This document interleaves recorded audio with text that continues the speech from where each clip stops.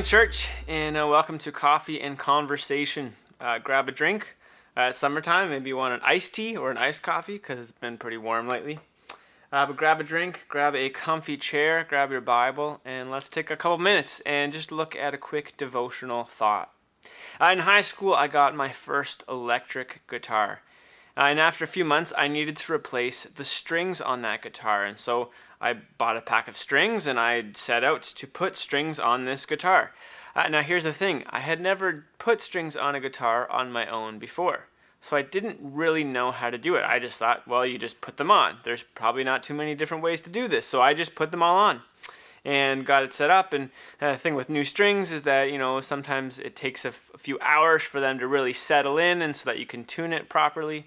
And so I put the new strings on, I put my guitar on the guitar stand, and I went to bed. Next morning I get up ready to play my guitar with these new strings on it, and sure enough, one of the strings is broken, just by sitting on the guitar stand. See, I didn't know fully how to do it, and so because I just tried to figure it out on my own, because I just tried to do it as I thought it should be done, I had done it wrong, and one of the strings snapped because of the way I put it on the guitar. Now here's the thing about me, I don't really I like knowing how to do things. I don't like not knowing how to do things. And I like trying to figure it out. I like learning for myself how to do certain things. But the truth is, there's so many circumstances where actually having someone teach me and show me how to do something is going to help me learn in such a better way than me just trying to figure it out on my own. There's a verse in the Psalms that talks about this kind of idea. So if you have your Bible, open your book to Psalm 143, verse 10. That's Psalm 143, verse 10. This is what the psalmist writes in this verse. Teach me to do your will, for you are my God. Let your good spirit lead me on level ground. Again, that's teach me to do your will, for you are my God. Let your good spirit lead me on level ground. See, we need to be in a position where we're asking God to teach us his will. This is what happens if we don't do that. If we don't ask God to teach us his will, we're going to default to our own will.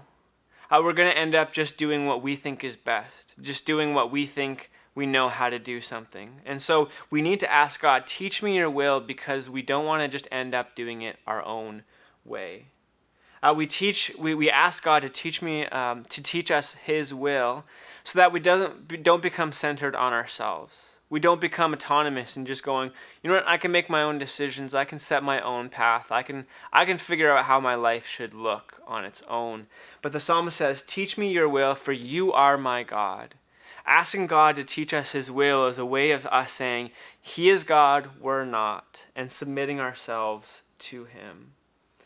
But we also, if we choose to go on our own and not ask God to teach us his will, we can easily get lost. We can easily get caught up in crooked ground, in pitfalls, and tripping on different hazards.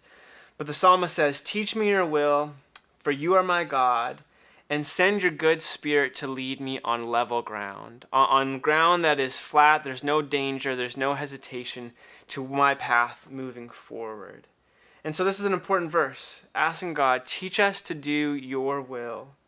And this word here at the beginning of it, to teach, really means to habituate.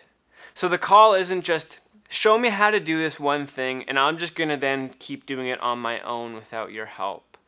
No, but the psalmist is saying, habituate me, work with me, continually guide me along this path, so that my life and my actions and the way I go about living are changed to better reflect what you want of me.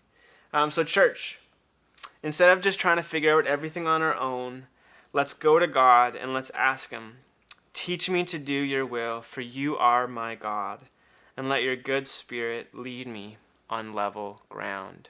What's an area of your life or your situation right now where you need God to teach you how to do something? Maybe if you feel brave enough, add it to the comments below. But let's submit ourselves, humble ourselves, and ask God to give us his will and his direction in our lives.